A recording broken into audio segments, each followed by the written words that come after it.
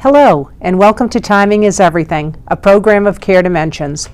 My name is Mary Crowe, Director of Professional and Community Education at Care Dimensions, and I am thrilled today to welcome to the show Bob Hagopian. He goes by Bob, who is a wonderful chaplain, but one of our bereavement specialists. Bob, thanks so much for being here. You're welcome, Mary. It's always a pleasure to be with you, especially to talk about these topics. Thank you. Yeah, we're going to talk about a very important topic today about coping with the holidays, and particularly after a loss.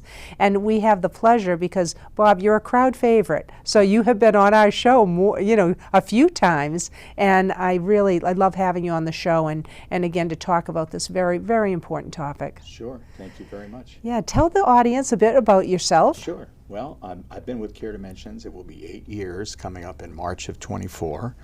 I've been a chaplain for all those years. I just started as a bereavement coordinator and counselor in our Greater Boston office this past February, February of 22.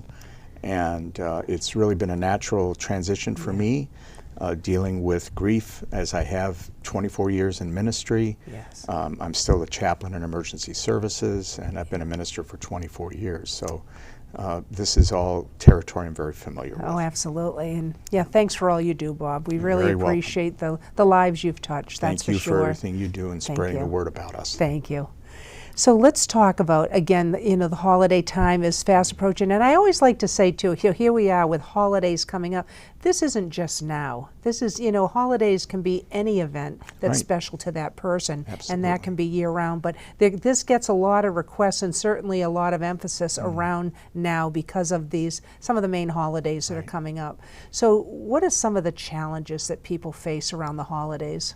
Well, I've always felt, very concerned about people who lose their loved ones at the holiday times or leading up to them, because these are people that have been part of their lives mostly all their lives. They could be parents, grandparents, aunts, uncles, sisters, brothers, and to not have them there for Thanksgiving and Christmas and Hanukkah, all these Kwanzaa, all these holidays where families come together, to have that missing chair or that missing person is very traumatic, I think, for most people. So I'm glad that we're there to help them navigate through the holiday time. Such a conspicuous loss, isn't it? It is. Right Absolutely now. I think it's just even, you feel it anyhow, but even more so than ever. Absolutely. Yeah. I think, certainly the media doesn't help us any, does it? No, because, you're supposed to be happy at the holiday times, and all these commercials you see on TV with families gathering for meals, for events, lighting candles, all of this it just sort of keeps reminding people that there's some people who aren't there with them. And they're missing out on that experience. Yes, just such a clash of emotions. And like you say, we're told that we're supposed to be celebratory. We're supposed to be out there joyful and merry and all of these. And it's truly a clash with the emotions that people experience, certainly when they've had a significant loss. Absolutely right. And I think, too, it affects the people who are part of their lives, their friends, their coworkers, their family members. They themselves may be experiencing grief, but sometimes people are very awkward. They don't know exactly what to do or what to say to someone who has lost someone. And coming up to the holidays, it can be very confusing, and people can say things they don't mean to be hurtful, but can be hurtful. So we try to do education and helping people to understand how do you approach the holidays with someone who has experienced a deep loss. Absolutely. So that's wonderful. Like to help, how can we help others through it? And also, how do we navigate it ourselves? Right. I think, that's tricky for people because of the pressures that people often feel. Absolutely. Right? So we'll get into the practical solutions, but I always say to people that, one of the major things that I think that we need to do around the holidays or when we're experiencing grief is there's one word that I think comes to mind, and it's permission. Yes. How do we do that? Because it's hard enough to attain permission from others, but we're harder on ourselves, aren't we? That's right. So I think that, how do we have permission to do the things we need to do and not do the things that are just too painful around the holidays? Right. I think primarily you need to be honest with yourself. The person who is grieving, the people who are around that person who are grieving, or maybe trying to help them, their friends, as I mentioned, coworkers. things that you should say, things you shouldn't say. Yeah. What I've always said, because grief is universal, Yeah. and every sentient being on this planet experiences it. So I think we have to be honest with ourselves first, Yeah. and understand that our grief is very unique to us. Yeah. So there may be things at the holidays that we used to do that maybe we won't do this time around. Right. Or maybe we'll think about maybe getting back to that at another year, another Yeah. time. But I think it's primarily be honest with yourself. Yeah. And I always say to my families that I serve, whether it's around the holidays or anything, tell your family and friends how you feel. Yep. Let them know, because they want to know what to say and do, and they don't want to hurt you. They Right. want to help you. Right. So if there's something you know that's coming up that you say, well, you know what, I don't think I'm going to attend that this year because I'm really missing, my mother, my father, whoever. And, maybe we can do this a different way. Right. So I think the permission is not only for people reaching out to each other, how do you give each other permission to comfort each other and to support each other, but how do you give yourself permission Yeah. to enjoy these family traditions and the different religious celebrations that that happen around the holidays. Yeah. Some people feel, I don't deserve to be happy anymore. Mm-hmm. I don't deserve to laugh. I don't deserve to enjoy, lighting the Hanukkah candles. I don't. Right. And it's like, everyone deserves to feel the best they can Right. in their time and in their own way. Right. Right. So, we shouldn't force people to do things. We shouldn't force ourselves Right. to do things. Right. We should just be honest and open. And when we share it with the people who care about us, they will help us. Right. And right. we will help them. Yes. Yeah, you bring up so many important points. There's a wonderful quote that says, joy and pain can live in the same home, Yes. and neither negates or denies the other. And I think that's the hard part for people, is that it when is. they feel that twinge, part of that permission is allowing yourself, if you do have that twinge of joy Yeah. or happiness or whatever it is around the holidays, to allow yourself to feel that way, and it's not at all being disloyal to the person No. that you've lost. And that's an important point. I'm glad you brought that up, because most people feel, well, how would, my loved one, I shouldn't be happy when they're dead. Right. And it's like, yeah, okay, we understand that. But if they were here, That's right. how would they like you to be? Right. Would they want you to continue to be in pain? No, they would want you to say, you know what, I'm going to pick my life up, keep going. There's more life to live, and hold on to and cherish those memories of that person. What would they do if they were sitting right here? Right. How would they feel about it? Right. And I think that might be helpful. Absolutely. Yeah. Yeah. Yeah, there's another wonderful saying that comes out of, if people have seen the movie Tuesdays with Morrie, and which is it's factual, and it talks about death ends a life, not a relationship. So that person is forever a part of your life, forever a part of your world, and how you're renegotiating that relationship.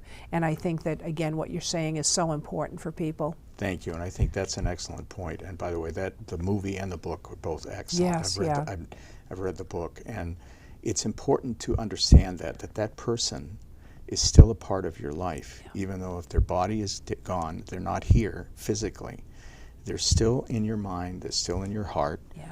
And again, depending on people's belief systems and philosophies, their essence, their mind, their consciousness is still there. Right. So one thing that we advise our families all the time, anytime during the year, talk to your loved one. Mm-hmm. Tell them how you're feeling. Right. Talk about the Christmas tree. Talk about the Hanukkah bush. Right. Talk about the Kwanzaa lights.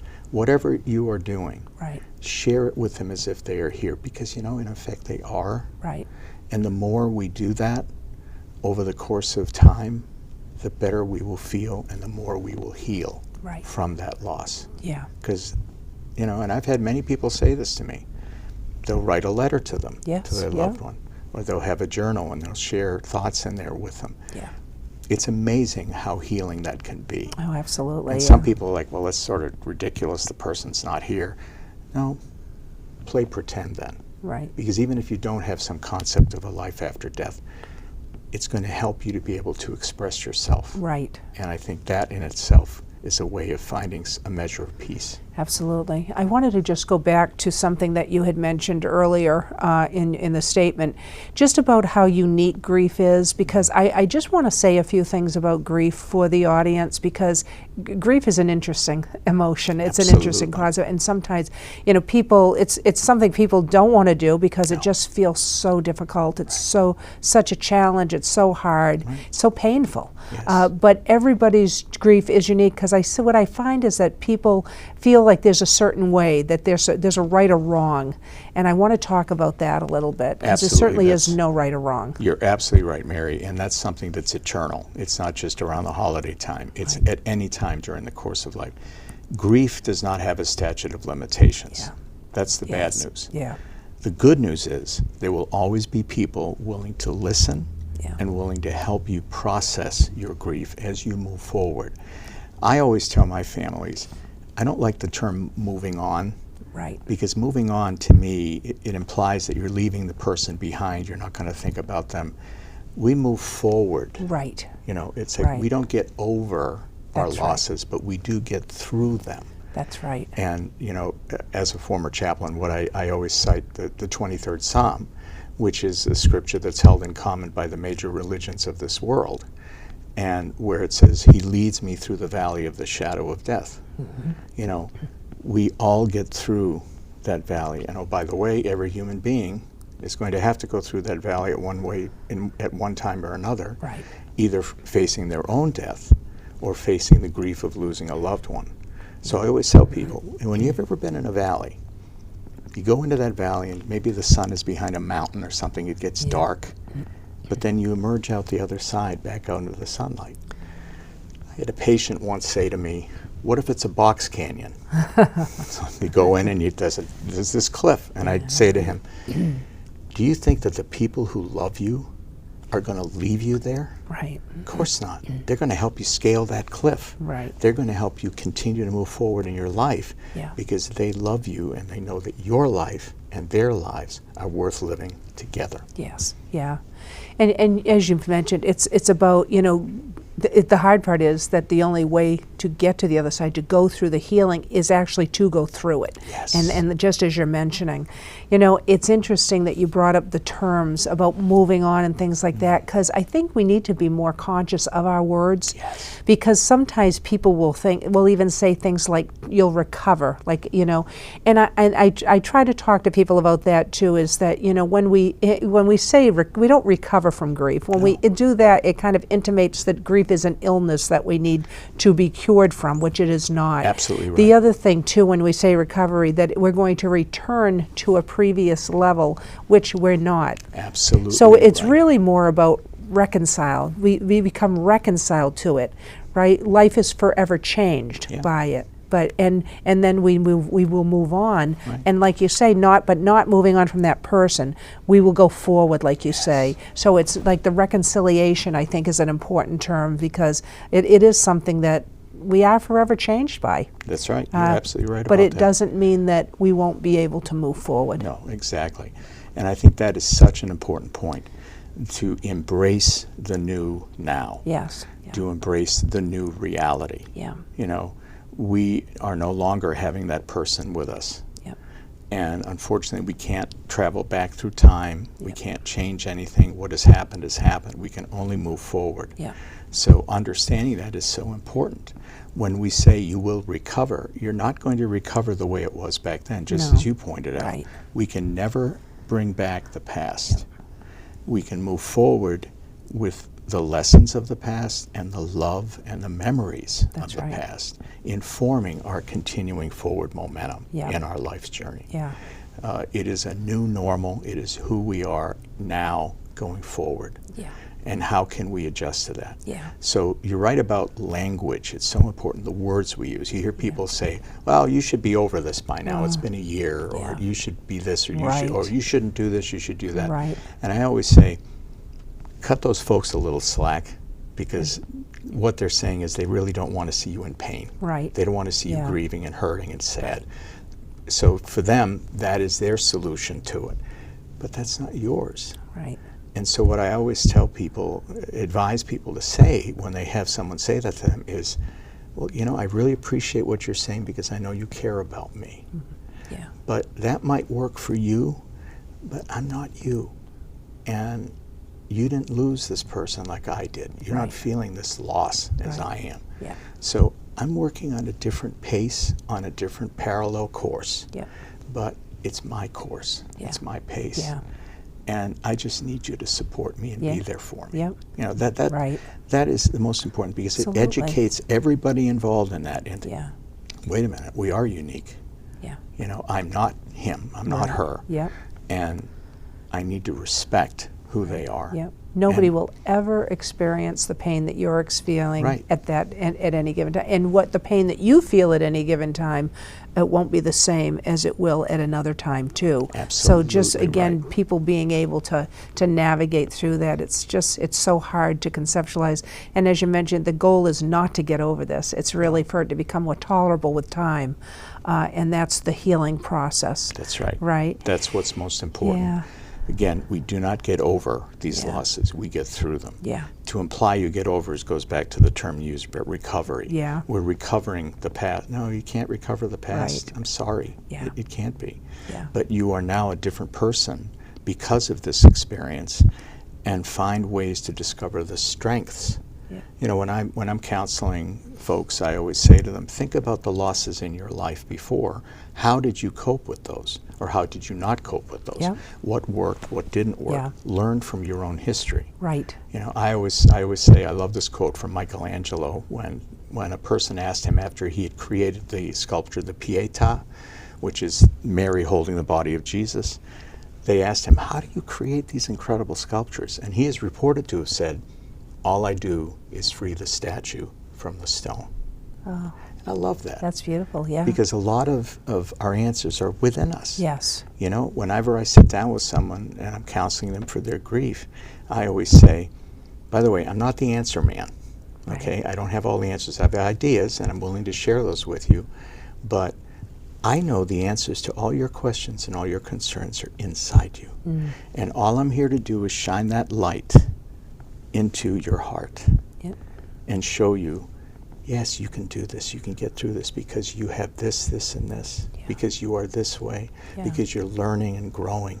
You know, that's what we do, encourage them. So I say to people, when you want to help your friend or your family member through grief, ask them what they need.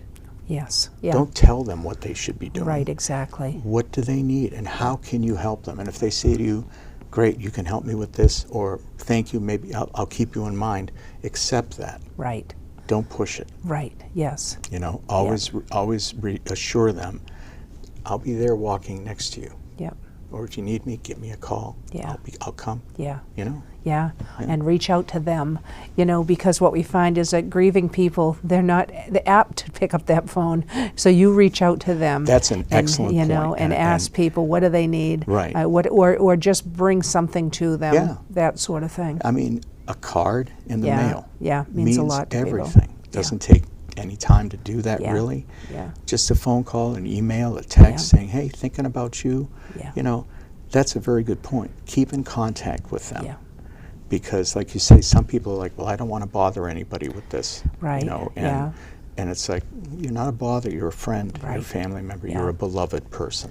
And sometimes people don't, it's not ill-intended, but you know, life moves forward, and again, sometimes it's not that people forget you, but time can get away. That's right. So that's where it's important again, and you're left holding that grief bag, which is it's a heavy thing to have. So that's where again we need to make sure that I always schedule things and put things on my calendar, reminders in those ways. That is an excellent idea, and I highly recommend everyone do that because. You're right, time goes by so fast, and we live in such a fast-paced world. Yeah, we really do. You know, with electronics and everything. I mean, I talk about things that I think happened like 2 months ago. Yeah. And they happened a year ago. Yes, yeah. You know, and I think we've seen that during COVID. Yeah, we it's certainly like we have. have missing time. Right. You know, it it's feels just like there's huge lapses, doesn't it? Wow, yeah. So let's talk. So let's get to some more practical solutions too. Let's talk about these things. How can we help people in terms of this time around the holidays? About other things they can do to navigate this. Right. I think it's an important thing to sit down and think about what traditions you have Yep. in your family, what personal things you do individually or what things you do collectively, you know, communally, in the community, and in your, you know, your family, your friends, your circle of friends. Some people will have like a Christmas grab or something, or they'll have a Christmas party or a holiday party. Look at those things and say, okay, what about this do I think I can do? Yep. What about this do I think maybe needs to change? Yep. Or maybe I just can't do that at all this year. Right. Yeah. Always look at it and ask yourself, how am I going to feel if I'm part of this? Yeah. If it's a situation where you're always hosting a gathering, maybe this year somebody else can host it for you. Yeah. Maybe instead of being the host, you can go and attend, or decide, I'm not ready yet for this. Yeah. And it's good to let our family, our friends, the circle of people, the orbit that we're in, let them know how we're doing. Yeah. It's like, you know, I know we always have had this party at this time of the month in December or whatever, but this year it's going to be too hard for me. I hope you understand. I'm not going to be able to be there. Yeah. Or I can't run it, but if someone else could pick it up, you know, I'm happy to be there, but I really think I need to take a back seat and relax more. Yeah. Nothing wrong with doing Not that. at all. And I mean, planning ahead. And the other thing too is that you can plan ahead, and I can say, you know what, Bob, I will come over. You've invited me, I will come over.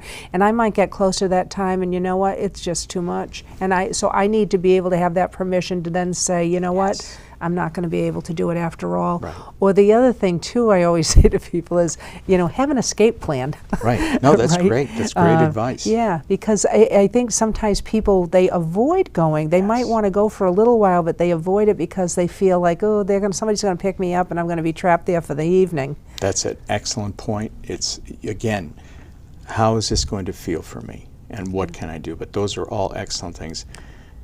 Be kind to yourself. Yeah. And you brought up a very good point. You get close to that time, maybe even like the night of, and all of a sudden you just, you know, you can't do it. Yeah. There's nothing wrong with calling the person saying, look, I'm really sorry, but I really don't feel up to it tonight. Yeah.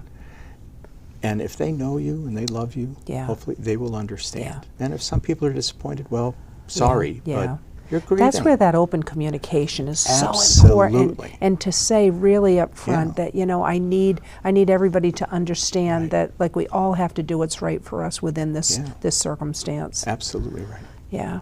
So it's hard for people because, you know, again, it's not ill-intended. They want you to be a part of that, but it's about them, not about you.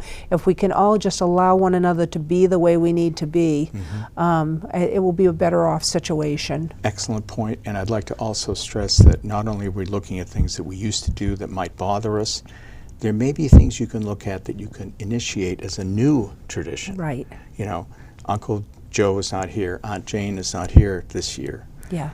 Why don't we do something to honor them? Right. Or, you know, what was their favorite Hanukkah song? Yeah. Or their favorite Christmas carol? Yes. You know, like Grandma got run over by a reindeer or something. You know, one of the, let's and make it fun. Yeah. Make it so that if that person were here, they'd be laughing uproariously. Right. Yeah. And they'd be grateful that you're remembering me. You remember I love that song, even though I know the rest of you don't like it.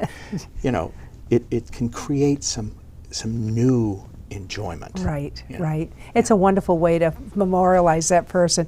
When my father died 6 years ago, and it was right before Thanksgiving, and my father loved strawberry shortcake from Henry's, which of course, so or the creme de la creme, right?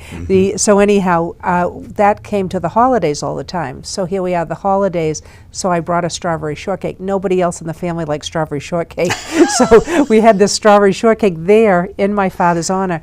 It has we've never done an occasion since without that. And it's funny because the family will say to me, "You brought the strawberry shortcake, didn't you?" And it just sits there. Nobody eats it. But it really is kind of our way of really honoring and recognizing him. That is beautiful. I love that. That's an excellent idea. So people can do various things like that, whether it is like planting a tree or doing things, even a memory box or stocking, right? People can write down. Absolutely. Anything like that that's tangible. Yeah. And something, like a memory box is something you can add to every year. Yes, yeah. So let's say, we have a new grandchild in the family and you take their picture, they're 1 year old this year. Yeah. Next year you take their picture, they're 2 years old, and, Yeah. and you put that in the box. Yep, yep. So you actually, every year you're adding something to it. Yeah. You're remembering that person, Yeah, yeah. and you're celebrating the new lives around you. Yeah, I think that's a yeah, great yeah. idea. Yeah. What are some other things, too, that we can suggest to people to help them to navigate this time? Well, I think, too, it's finding out what did that person really love, Yeah, and maybe making it part of the tradition. yep, There's so many different things that you can think about from a person. Some things can be very humorous, and that can really elevate, lift the spirits of everyone. But I would say trying to do the things that you want to do, yeah, that make yeah. you feel good. Yep, yeah. And whether it's sending cards, whether it's creating something as a memorial, Yeah. Anything like that. yeah, yep. Think outside the box. Yeah. Even volunteering time. I know that Yes. sounds very strange because people are like, my gosh, I'm grieving. I feel like my head's barely above water. But yet, it's a wonderful time to be doing something like that, to be able to make a difference in somebody else's life during a time when you're hurting too. It can really enhance things for people. I agree. I think you and I hear this from our Care Yeah. Dimensions volunteers. Yeah. They're there because they experienced a loss that we help them with, Yeah. and they want to pay it forward and help other people. Yeah. So volunteering is a great thing. When you do something, you're changing your focus from what's in here to what's out here, Yeah. and you're making a difference for someone. Yeah. And in so doing, you feel better too. Absolutely. That's the beautiful Yeah, thing. it Is really that it is. flows both ways. Yeah. Yeah. And I'm going to tell you, Bob, whenever I'm with you, the time goes by like it's Oh, a I split know it. second. But talk about, I know we have to wrap up, but Right. talk about some of the Tree of Lights and things like that. Thank you. Absolutely. I appreciate that very much, because every year Care Dimensions and our Bertolon Center for Grief and Healing, where I work, we put together Tree of Lights ceremonies around our region, our service area. So I'm referencing a list here because Yeah. I can't keep it all on the hard drive anymore. We have ceremonies coming up on December 5th, which is a Monday at 5 o'clock on Cape Ann. Okay. This is at the Bank Gloucester. In Cape Ann. We have a ceremony in Danvers coming up on Tuesday, the 6th of December at 5 o'clock, and that's at the M&T Bank. Yep. We're doing a ceremony at the Bemis Hall in Lincoln, which is the Lincoln Senior Center, Okay. on December 7th, which is a Wednesday at 6 o'clock. And we have a Swampscott ceremony on Thursday, December 8th at 5 o'clock that will be at the Town Hall in Swampscott and the First Church in Swampscott Wonderful. Congregational. So we encourage people to come to those things Yep. where they can lift up the names of their loved Yeah. ones, where there is a special ceremony, and it's really a beautiful time for people to come together, and it's Yeah. interactive, Yeah. which I think is really helpful. The other thing I'd like to mention Yeah. too, and I'd ask everyone, always go to our Care Dimensions website. Yeah. Always look at the grief support and bereavement section. Yeah. There's a calendar of events of things coming up. It's constantly updated. Yep. But we have Coping with the Holidays groups that Yeah. we're doing, that are really helping with this sort of thing. So look at the website. Come to one of these candle lighting, tree lighting ceremonies. Be part of a way to celebrate the life and the love of the person you've lost at this season, which is a season of light Yeah. in all the major religions. Right. You know, Yeah. I think it's a beautiful thing. Thank you so much, You're Bob. welcome. Thank you so much for being a part of the program today, Thanks as for having me. always. And thank you so much for tuning in to Timing is Everything. Home. More than ever, it's your sanctuary. But if you're caring for a loved one with advanced illness, it can feel isolating and worrisome. Care Dimensions can help. As Massachusetts' leading hospice provider, you can count on us for guidance, medical care, and support. We follow all COVID-19 safety precautions to protect you and your family, so you don't have to delay getting the care you need. Visit Care Dimensions online or give us a call.